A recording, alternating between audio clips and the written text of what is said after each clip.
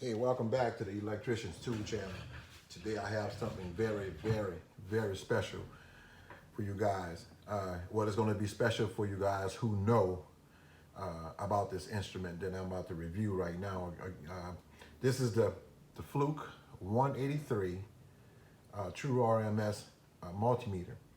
Now, what's so special about this multimeter? This multimeter here was more like what's the word I want to use? More like a ghost or a myth. You've seen or you may have heard. Some of you may have heard of it.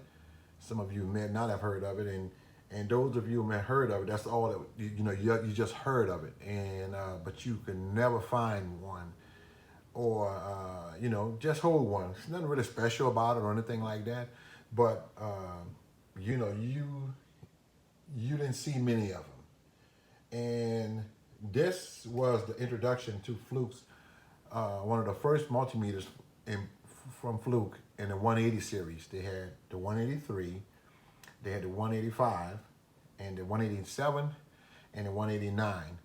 That was the data logging multimeters by Fluke during that time. And this was the only meter that was licensed by Tektronix to make this multimeter for Fluke. Now, correct me if I'm wrong, I was talking to someone at Fluke today. Was it Fluke today? Was it Fluke or I think it was Fluke. I talked to him on the phone because I was trying to I asked him about getting another protective boot right here because this one is kind of scarred up a little bit. But anyway, and I mentioned, can I get certain parts for this meter here from Tektronix, because the one Tektronix has the same identical meter. The model number would be Tektronix TX. They had TX1 and they had TX3. Same identical meter, except the rubber boot is blue. But Tektronix made this meter, and and it's a real good meter. It's hard to find parts for it. It came out in the year of 2000, so that makes this meter like 20 years old. Now, I was lucky enough to find one, and I purchased it. Is it in pristine condition? Not really. But is it bad? No. But on a scale from 1 to 10, for its condition wise, I would give it about an 8.5, maybe 9, for its condition wise. The meter itself, yeah, I would give it like a 9. So far, the boot, this boot around here, the rubber boot around it, except for the little scars and everything that you see, I try to clean it up a bit, and that's the best I can do. And before I forget, guys, if you know of anyone or a place where I can probably purchase a boot, or another boot that would fit this meter. But anyway, if you know of a place that sell stuff like that I can find, that I could purchase a boot, rubber boot, that would fit this meter or for this meter, let me know. Leave it in the comment. I also tried other different boots. I tried the one here off the Fluke 1587, my installation tester. That didn't fit. I even took the one here off my 87.5, and it fit inside of it, but it didn't fit flush against in here. It was just poking out. It had too much. You can see it wasn't for that type of meter. But around the bottom on it still looks kind of like the same. So if you know of any meter, a place that sells, or anyone who may have a meter like this, and the boot is kind of in on a scale from 1 to 10, you would give like a 9 and up. That wants to get rid of it, let me know. Leave it in the comment. Point me in that direction. So I haven't had a chance to test this meter out or anything. Got it for a real good price, and very good price. And I just see how well it does. It also have data logging up here. Now the only difference with this, they have a thing what's called a plastic receptacle.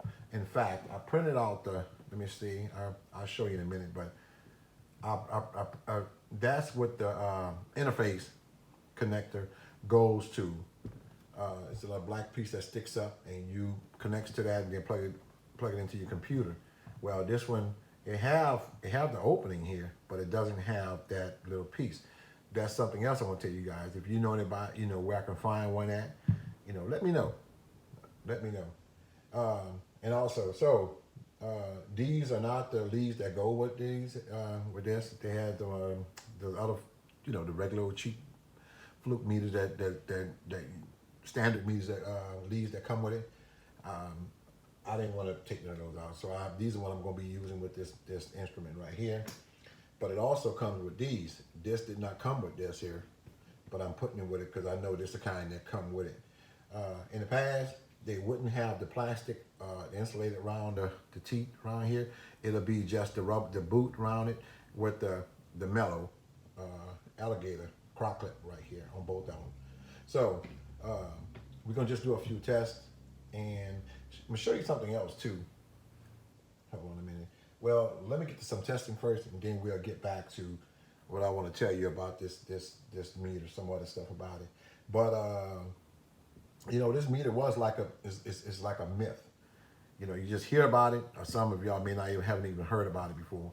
So I cleaned it up a bit. It was a little dusty and dirty, but I cleaned it up as much as I could. But for the most part, it's a pretty decent meter. Let me turn it on here. Okay, so I do have, let me get my, what did I do with it? All right. This is I'm gonna plug it into the mains. So AC voltage, I should be getting 120 volts out of here. So, and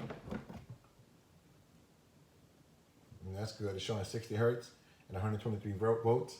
I'm gonna turn the lights off a minute because I want you guys to see the backlight on it. I'm not impressed with the backlight, but that's the backlight that they had in the 2000s. When these meters first came out, the green backlight. I think they started with the white backlight, LED backlight around 2008 or 9, maybe 10. Because the 87V, no, the 87, it wasn't called the 87V back then. I think the 87V for Fluke, that was the first time they came out with the white, and that was around 2000. Oh my goodness, I would think I should be able to a little sooner because the meter I have, the 87.5, I bought it around 2006. Okay, so that may be around that time that they came out with the white backlight. But anyway, that's AC voltage right there. Pull this out right here, and I'm gonna just do a few minor tests with some this capacitor here, and see this capacitor. We'll see just what it does with that.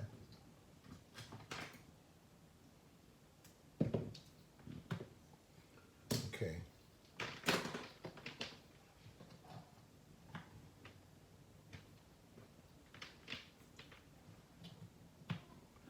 Okay, this is a, where are we? 30 microfarad capacitor. Okay. And you get 5 for the fan. Yeah, 5 for the fan. Okay, so we're gonna put it on capacitance, and we're gonna see just how well it does. Okay, get out of the way. 2993. That's okay. That's good. That's 30. That's inspect. So we're gonna do the fan. That's 5. Yeah, that works. And keep in mind this thing is 30 years old. I mean 20 years old.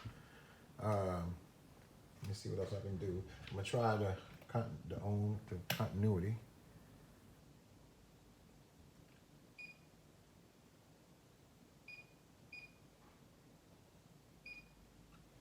Okay, let me get the sound.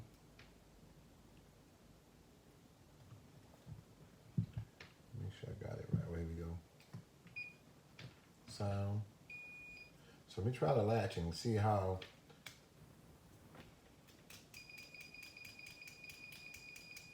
That's pretty good, don't you think? That's pretty good. It takes two AA batteries, and I'll show you that in a minute.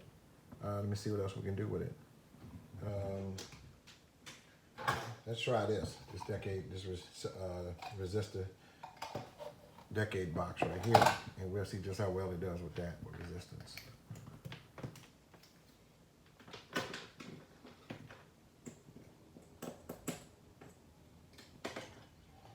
Okay.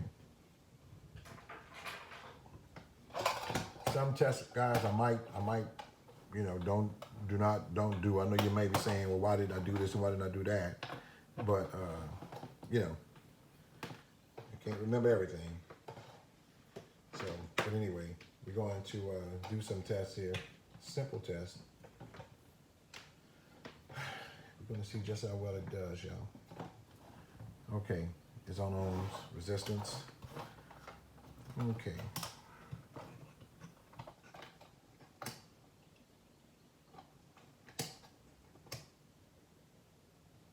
Oh no, hold on, resistance. I had on the wrong thing, y'all. That's resistance, okay? This should be 4.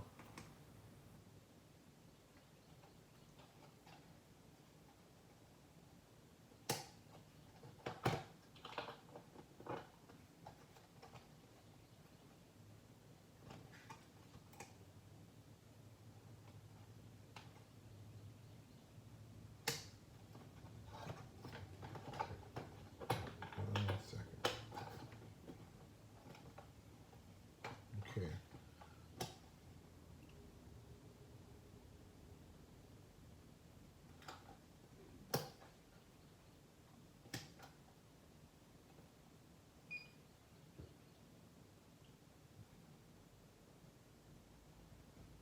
Tell me the lead's wrong?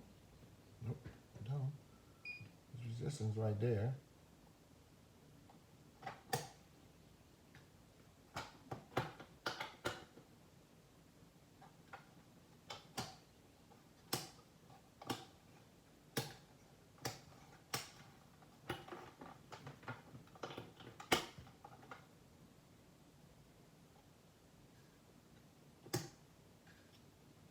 Okay, there we go. Okay, so, all right, I have it on 4K right now. With resistance, it's reading that. Go to 40K. It's reading that. 400K. It's reading that. 4M. Mega ohms, okay, it's reading that. Let's go to 300K. Make 300. It was reading with 371. Hold on, something is. All right, let's go to 3K. Yep, it's doing good. 30K. Yeah, try 300K.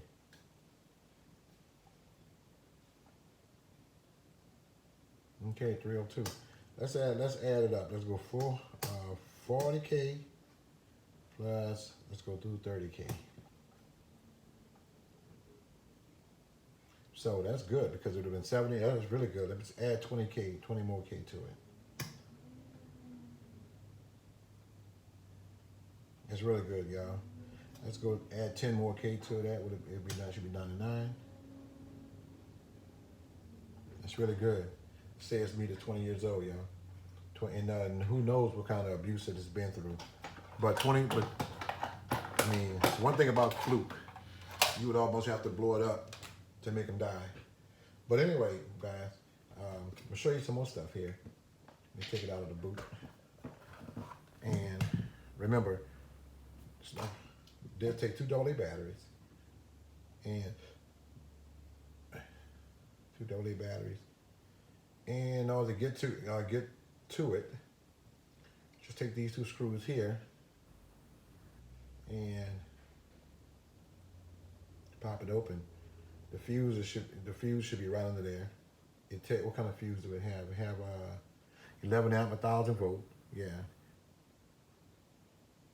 Fuse in here. Okay.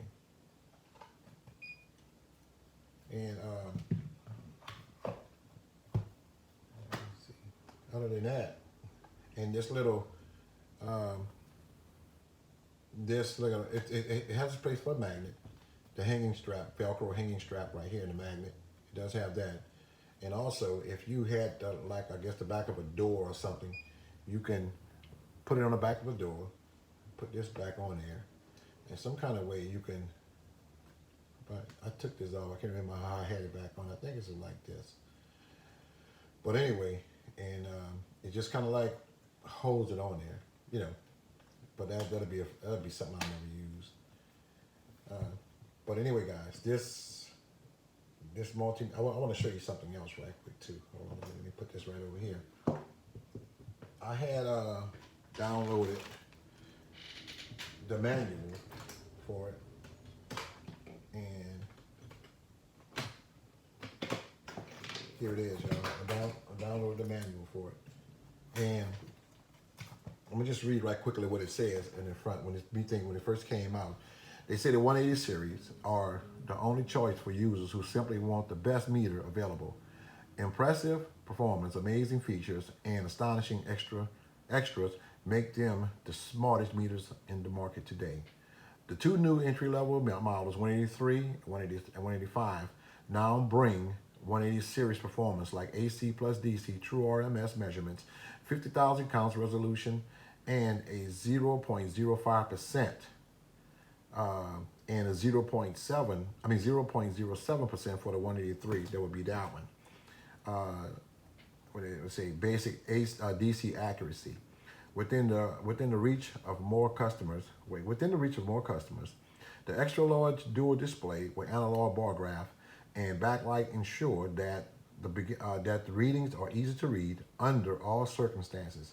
The units offer all measurements you can think of, including dB, temperature, and even a 420 milliamp process loop percentage readout on the model's 185, so it wouldn't be that one. See, this together with min-max and average recordings with timestamp up to 30 readings memories and a computer interface ensure that the 183 and 185 are fit for today's most demanding applications. The computer interface can also be used to perform closed case calibrations. When the batteries run down, you do not have to open the complete case to break the calibration seal to exchange them. As you would expect from Fluke 180 series models, and 183 and 185 come with the latest safety ratings, Cat 3 1000 volts, Cat 4 600, and ISO 9000 calibration certificate with measurements data and the unique lifetime warranty. And with the new models 183 and 185 added to the 187 and 189, you now have 4 ultra high performance 180 series multimeters to choose from. Please look at the latest 180 series selection table on the back of the leaflet to find the 180 series model that best suits your demanding application. Whichever model you choose, you can rest assured that you are getting one of the smartest meters available in the market today. And guess what? With that being said, y'all, I also printed this out here. This is how much this meter cost when it first came out, y'all. This meter it was costing $433.16. That was 20 years ago. Now, my goodness, Fluke doesn't play with their prices. Fluke love their meters. Here we go. The true, I think this is the same thing right here. Yeah, they're telling you the same thing what they just told us on the front. But Fluke is high, y'all. $433 for the 185. So the 183, since the 185 is $433.16. The 183, which will be that one, probably will like $429 because Fluke not going down on their prices. And I'm not gonna say that that they have to too, because I'm gonna tell you the truth. Fluke makes something, and if you own the Fluke makes some pretty decent meters. So you get what you pay for.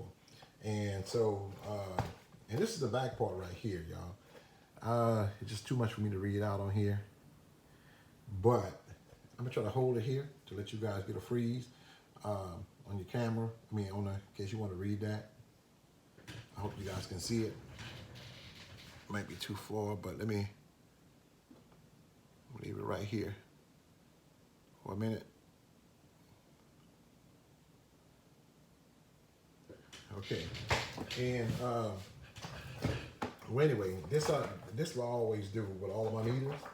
I even printed out the calibration data, just in case. I know I won't be calibrating, but just in case, because I do know while this stuff is available, you want to print it out, because after a while, you can no longer find, just like if you're looking for prints, schematics, they'll be on the computer today, and after a while you can't find them anymore. So I love printing out information that I need, and plus I keep a hard copy on a computer or on a flash drive, and that's what I did with this meter right here.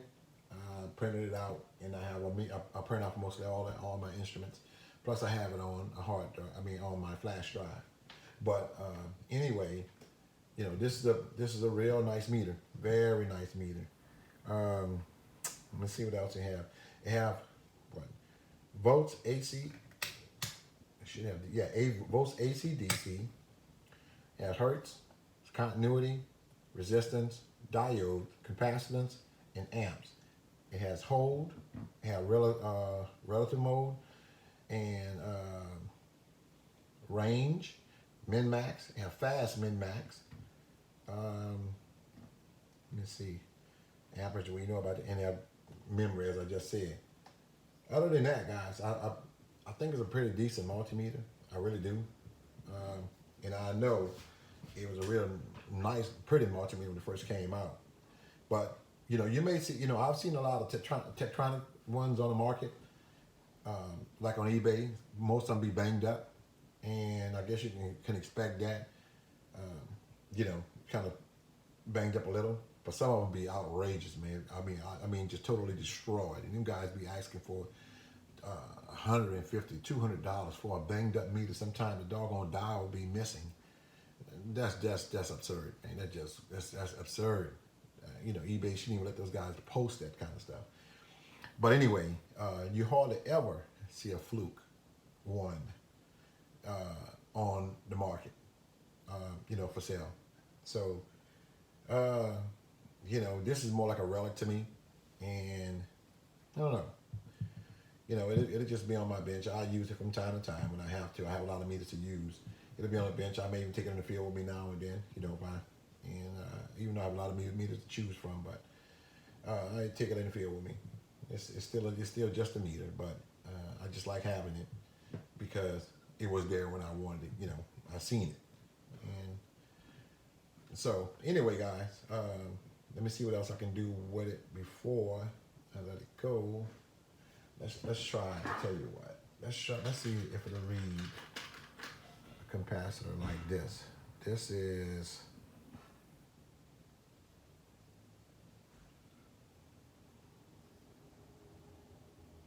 just 330 microfarad, just an electrolytic capacitor. So let's just see what it does.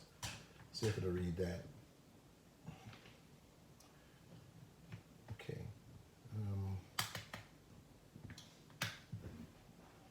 Let's see if it'll read this capacitor. Now I know I saw my leads had dropped. Okay. My clips had dropped. Okay, let's see if it'll read that one. And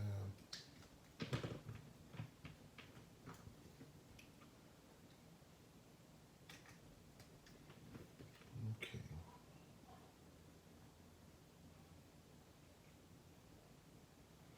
330 microfarads.